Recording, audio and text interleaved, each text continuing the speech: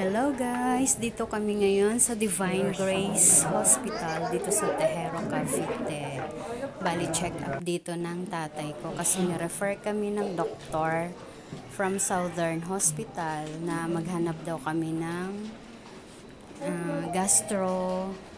gastrologist. Bali specialista sa mga internal. So ayan, dito kami nakapunta sa sa Divine Grace kasi itong mas malapit. Bali, ni-refer kami sa Dasma, Cavite. Kaso malayo.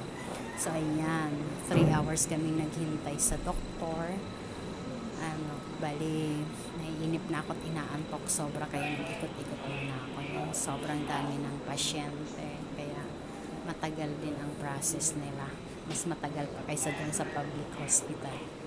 So, ayun. Ikot-ikot muna tayo. Yan, daming puro pasyente yan sa nasa gilid ng aisle. Bali, umikot lang ako dyan para matanggal ang antok ko. Dahil sobrang inaantok na ako kakahintay sa tagal, 3 hours. So, ayan, punong-puno talaga siya. Finally, dumating na rin si Doktor. Hihiga. Opo, higa lang. Higaya. Tapos yung t-shirt nyo. Saan masakit?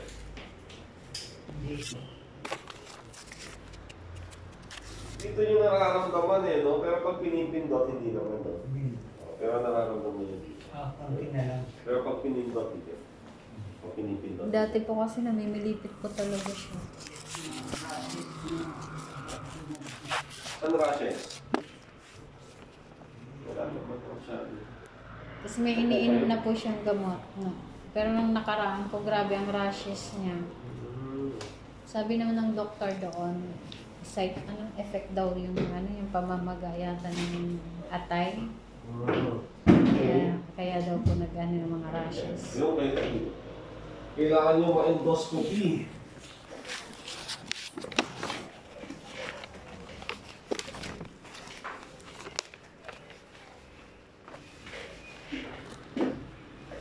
Mahal po ba ang ganun, Doc? Medyo. Nasa magkano po kaya? Yung, hindi kaya, Doc, ang naging cause ng pagdurugo? Di pa naman siya na hospital dahil sa sakit sa puso, no? Hindi naman po.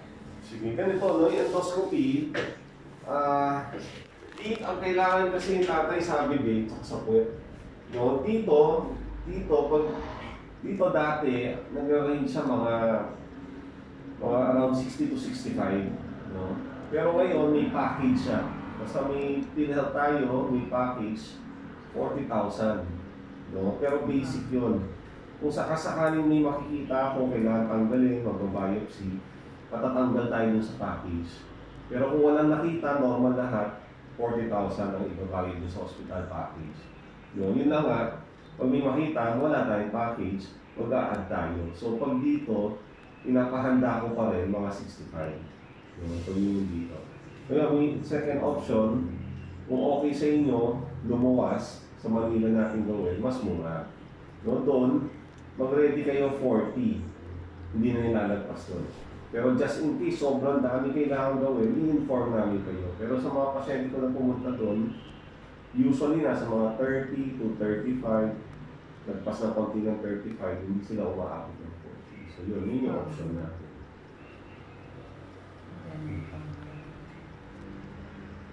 Kung sa Manila, mga 40 ang hinahanda nyo. Ano po yung endoscopy, Doc? May instrumento, mas mahaba dito, papasok sa bibig. Papasok. Saka sa puwet. Sa bitoka. Oo, sa bitoka. Titingnan natin kung may mga bukol, may mga ulcer. Hindi kaya yung nagiging cause dati. Kasi inom siya ng inom dati ng ng amoxicillin, yung mga hindi naman, no? Ang positive na occult blood kasi, lalo sa edad ni tatay, ang isang iingatan natin dyan, mga bukol. Bukol na malaking bituka, mga ulcer sa tiyan, yung mga. Kung ready kayo, anytime. Kaya nyo maglakad na malayo, no? Walang problema. Nakakapaglakad naman po. Pero ngayon, mula nung nagkasakit siya. Nung nagkasakit siya, doon lang siya ng hina. Pero malakas naman sana siya. Ito lang talaga nung nakaramdam siya niyan. Parang nanghina na siya ng nanghina. Madali daw siyang mapagod. Tapos, parang nananakit yung mga buto-buto niya.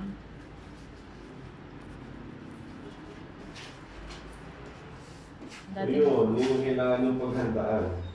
Tayo ready doon, may bibigay akong gamot after 1 month, blood test ulit tayo. So usually, Doc, saan po anong nagiging cause nun ng yung mga ganun? Sa Positive mga na yan? pagkain, mga ganun? Siyempre sa edad niya yun, sa edad niya, ang isang ingatan natin, mga polyp, mga bukod ng bituka, mga ulcer, yung mga ganyan. Yung mga reseta, yung iba doon, hindi na kailangan. Wala naman po, ito lang.